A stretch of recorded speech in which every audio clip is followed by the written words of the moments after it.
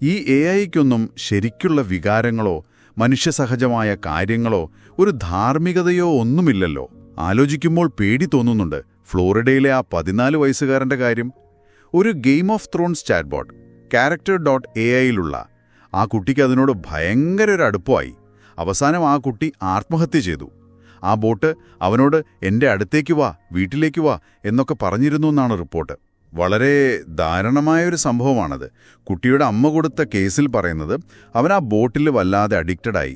പിന്നെ ലൈംഗിക ചുവയുള്ള മെസ്സേജുകൾ അയച്ചു, ആത്മഹത്യാ ചിന്തകൾ വരെ പങ്കുവച്ചു.